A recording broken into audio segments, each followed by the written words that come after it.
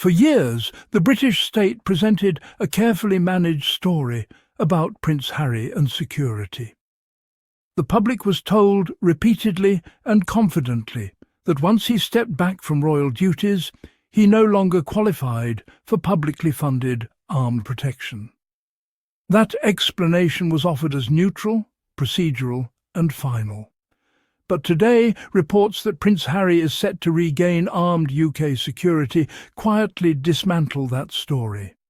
Not through a dramatic announcement, not through a public apology, but through a reversal so telling that it forces us to re-examine everything that came before it. Because this moment does not signal a change in threat. It signals the collapse of denial. The danger facing Prince Harry never disappeared. It did not pause. It did not soften with time. What changed was the sustainability of pretending otherwise. When institutions hold power long enough, they often rely on repetition to turn assertion into perceived fact. But repetition is not truth. And the truth, now re-emerging, is that the risk to Prince Harry was never meaningfully reassessed, it was resisted. At the centre of this decision is the Royal and VIP Executive Committee, known as RAVEC, operating under the Home Office. For years, RAVEC was described as a neutral, technocratic body, guided purely by threat analysis and intelligence assessments. The implication was clear. Decisions were scientific, not political. Objective, not personal. Prince Harry's objections were therefore framed as emotional overreaction entitlement dressed up as grievance. But this framing collapses under scrutiny. Because if RAVEC is now prepared to approve armed protection, then the earlier claim that Harry no longer met the threshold was never rooted in a genuine assessment of danger. Risk does not fluctuate based on convenience. Either it exists or it does not. Prince Harry did not shed risk when he stepped back from royal duties. The factors that defined his exposure did not disappear with the change in role. His last full security assessment in 2019 placed him in the highest threat category, equivalent to that of Queen Elizabeth II herself. That assessment was shaped by immutable realities. His birth into one of the most recognizable families in the world, decades of global exposure, sustained hostility attached to his name, and his identity as a combat veteran who served in active military operations. That last point is critical. Military service, particularly in active combat, permanently alters threat calculus. It does not expire. It does not diminish with time or title. It heightens visibility and animosity well beyond ceremonial status. Those who wish harm do not consult organizational charts. Subsequent events only reinforce this reality. During later visits to the UK, a known stalker was able to reach Prince Harry's vehicle. Multiple security breaches were recorded. Police intervention was required. Advanced measures had to be implemented to reduce exposure. These were not hypothetical risks. They were documented incidents, and importantly, they occurred after his protection had already been reduced. This matters because it removes any claim of ignorance.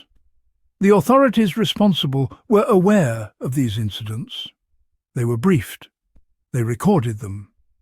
And yet they continued to resist a fresh, full assessment. That is not oversight. That is a decision.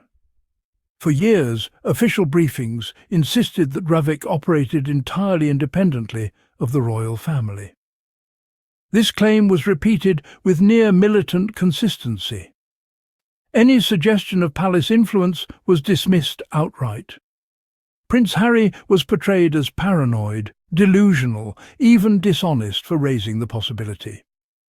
The media echoed this framing, turning institutional denial into character assassination.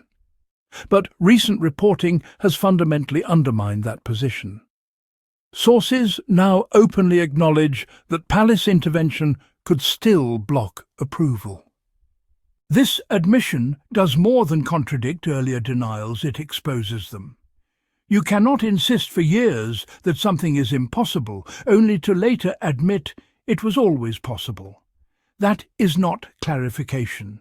That is gaslighting. When trust erodes, it is rarely because of a single decision. It erodes because of patterns. And one of the clearest patterns here is disparity. In February 2020, Prince Harry was informed that his automatic police protection would be removed, even though he remained a working royal until March 2020. The decision preceded his formal departure.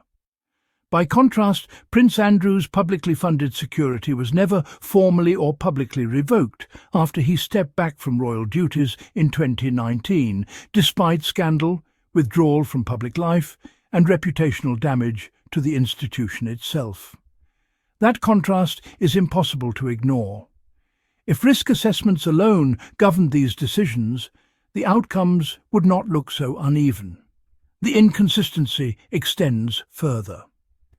Members of Queen Camilla's family have received publicly funded protection in circumstances where Harry's was withdrawn.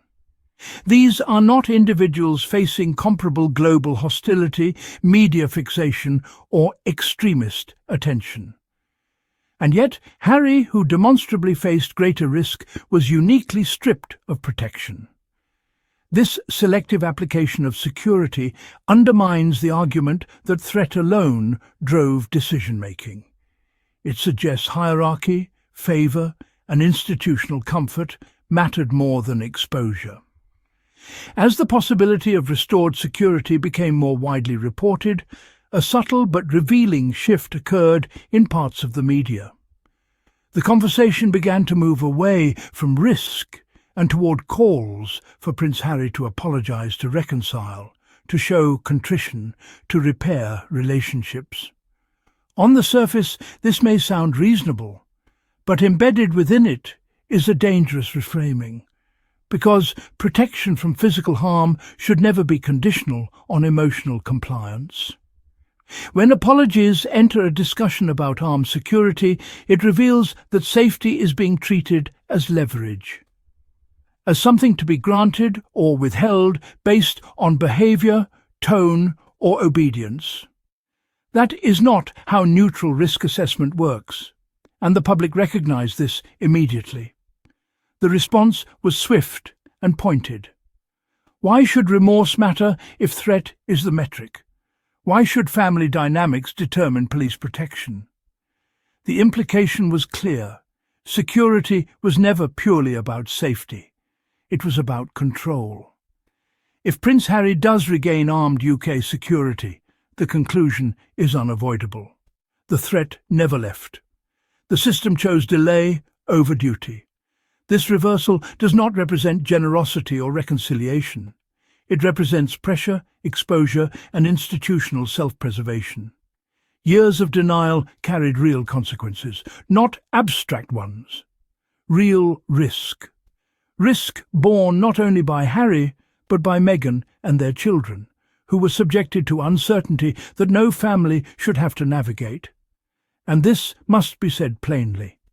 Meghan and the children owe the UK no apologies. They did not manufacture this danger. They did not exaggerate it.